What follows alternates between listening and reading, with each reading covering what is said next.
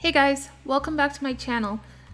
Today's video is going to be a little bit different. I'm not going to spend too much time analyzing my gameplay. Instead, what I'm going to do is I'm going to give you guys my quick thoughts on the new Element Cup in Pokemon Go. And then I'm just going to let you guys watch my first set, which I won 4 games in. And then maybe by watching my gameplay, you guys could get an idea of what this cup is all about. So getting into it, I actually did invest a little bit into this cup. I made about 10 little Pokemon for this cup, but that's because I'm not the biggest fan of Master League, and I have a lot of Pokemon for Master League, but half of my Pokemon are XL and half of my Pokemon are not. So I have a hard time going into Open Master League where XLs are allowed because half of my Pokemon are not viable, and I just get beat by people who have XL Pokemon and I have underpowered Pokemon. And then I'm in a dilemma where I can't use the XL Pokemon that I powered up for Master Premier in Classic. So my legendary Pokemon are not XL, but my normal Pokemon are XL. I don't have enough XL Pokemon to make a solid team for Open Master, and then I don't have enough Pokemon for Master Classic. So unfortunately, I have to play whatever other cup they have available when Master League is available. So some of the most powerful Pokemon for this cup are going to be like Ducklett and Bulbasaur, Chikorita, Cottony definitely, and Vulpix is another really strong one for the cup, but I don't want to spend any more Stardust, so I'm not making a Vulpix. I'll just have to make do with what I have.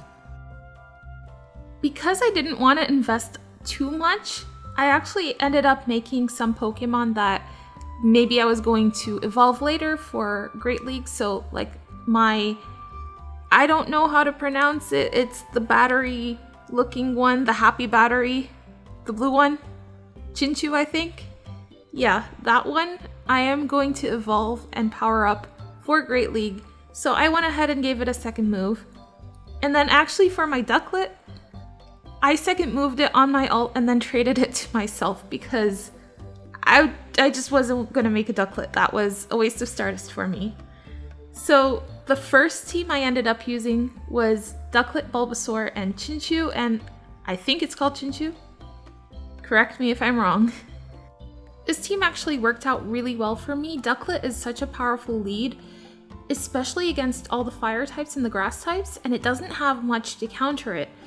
But then that's where Chinchou comes in, and that's why it's rated so high. It's because Chinchou can counter Ducklett. It's one of the only things that counter Ducklett. Maybe even some of the rock types might also counter it. But yeah, I found Ducklett one of the best leads. And then I also put Bulbasaur on my team, hoping that that would be an answer for Cottony. But because these are first evolution Pokemon, they're very squishy, so Bulbasaur unfortunately still takes a lot of damage from Charm. Most of these Pokemon do, even some of the fire types, they take a ton of resistance damage. I mean, I tried in a practice battle Shadow Growlithe, and it was taking so much damage from Charm, I didn't really want to use it anymore. I should point out that because these are some of my first battles, I am still not 100% on counting moves and counting fast moves and figuring out when they're going to get to their charge move. This is all, guessing, and at the moment it's still rock, paper, scissors. It is very luck based. I found that Element Cup relies so much on winning lead, winning switch. If your Pokemon are aligned with direct counters, it becomes very tough to come back from.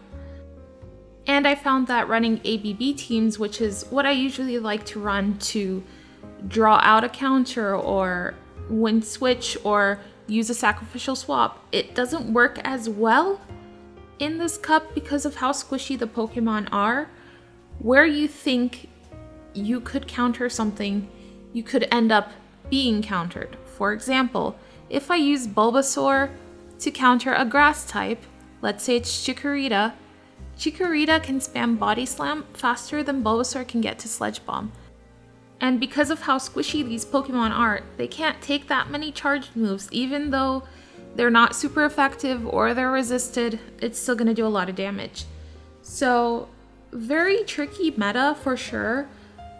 Ducklett is dominating it, and you have Chinchu to watch out for. But yeah, I found that this ABA sort of team that I'm running is working pretty well. My thought process behind this team actually was, I think Ducklett is the best lead. So what counters Ducklett? Okay, well, Ducklett is countered by Chinchu. So what counters Chinchu? Grass types. I was thinking maybe running 2 grass types and then I would have the ABB team. But I needed something else in the back to counter Ducklett, because grass types are not a solid counter to Ducklett, and then having just Ducklett for a mirror matchup, that wouldn't be a solid answer. So I felt like I needed to run a Ducklett counter in the back and a grass type to cover my Ducklett counter. So that is my thought process behind this team. Anyways, I'm not going to speak anymore. I will just let you guys enjoy my battles. I hope you guys learned something from them.